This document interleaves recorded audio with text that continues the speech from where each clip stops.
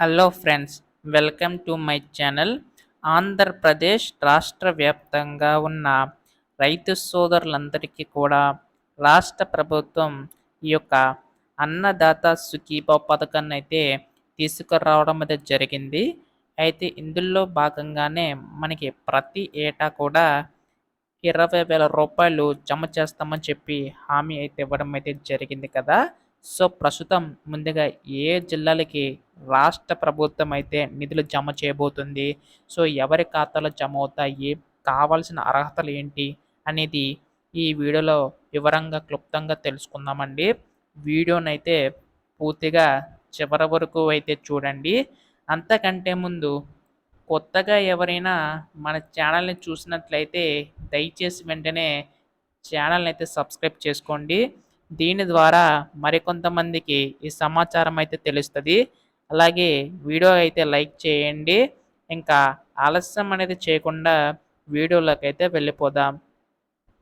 So, ప్రస్తుతం ఆంధ్రప్రదేశ్ రాష్ట్ర వ్యాప్తంగా ఉన్న రైతన్నలందరూ కూడా ఎదురు చూస్తున్న పథకం అన్నదాత సుఖీభవ పథకం అండి.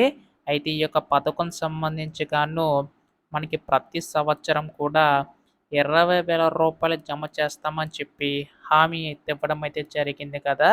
సో, ఇందులో భాగంగానే మనకి ఇక్కడ చూసుకున్నట్లయితే రాష్ట్ర ప్రభుత్వం తరపునేమో 14,000 రూపాయలు, కేంద్ర ప్రభుత్వం తరపున మిగతా 6,000 రూపాయలతో కలిపి మనకి ఈ యొక్క 20,000 రూపాయలనేవైతే జమ చేస్తామని చెప్పి హామీ అయితే ఇవ్వడం అయితే జరిగిందండి. గత ప్రభుత్వంలో రైతు భరోసా పథకం కూడా మనకి 13,500 రూపాయల వరకు కూడా ఇచ్చేవారు. అందులో కూడా 7,500 ఏమో రాష్ట్ర ప్రభుత్వం తరపున, 6,000 రూపాయలేమో కేంద్ర ప్రభుత్వం తరపున అయితే విడుదలయ్యేవి. అయితే ఈ ప్రభుత్వం మనకి ఈ యొక్క 13,500 రూపాయలని కాస్త 20,000 రూపాయల వరకు పెంచి రాష్ట్ర ప్రభుత్వం తరపున 14,000 రూపాయల వరకు కూడా జమ చేస్తామని చెప్పి హామీ అయితే ఇవ్వడం అయితే జరిగింది కదండీ! అయితే ప్రస్తుతం దీనికి సంబంధించి గాను కేంద్ర ప్రభుత్వం ఇప్పటికే 19 విడతల కింద నిధులనేవైతే విడుదల చేసిందనమాట. సో, త్వరలోనే ఈ యొక్క 20వ విడత కింద కూడా విడుదల చేయబోతుందనమాట. అయితే రాష్ట్ర ప్రభుత్వం తరపున ఈ యొక్క 14,000 సంబంధించి గాను తొలి విడత కింద మనకి ఎప్పుడు విడుదల చేయబోతుందని చెప్పేసి చాలామంది రైతన్నలైతే ఎదురు చూడటం అయితే జరుగుతుందనమాట. సో, దీనికి సంబంధించి గాను రాష్ట్ర ప్రభుత్వం అయితే కొత్త అప్డేట్ అయితే ఇచ్చిందనమాట. అయితే మనకొచ్చిన సమాచారం ప్రకారం మనకి పీఎం కిసాన్ పథకం సంబంధించి గాను చూసుకున్నట్లయితే ప్రతి ఏటా కూడా 3 విడతల్లో నిధులనేవైతే జమ చేస్తూ రావడం అయితే జరుగుతుంది కదండీ!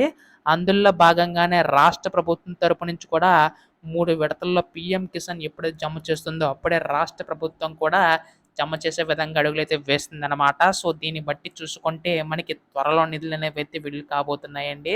అయితే దీనికి సంబంధించి గాను కంపల్సరీగా ఈ కేవైసీ అయితే నమోదై ఉండాలనమాట. అంటే ఎలక్ట్రానికల్ నో యువర్ కస్టమర్. మీ యొక్క phone number, Aadhaar card, bank account అన్నీ కూడా లింకప్ అయ్యి ఉండాలండి. అలాగే అర్హత గల వారికి మాత్రమే ఈ యొక్క నిధులనేవైతే జమ చేసే అవకాశం ఉందన్నమాట. సో, ప్రస్తుతం దీనికి సంబంధించి గాను రేపు ఎల్లుండిలోగా అప్డేట్ వచ్చే అవకాశం ఉందండి. ఇప్పుడు దీనిపై ఏ చిన్న లేటెస్ట్ అప్డేట్ వచ్చినా మీరు ముందుగా తెలుసుకోవాలనుకుంటే ఛానల్ అయితే సబ్స్క్రైబ్ చేసుకోండి. ధన్యవాదములు. జై హింద్.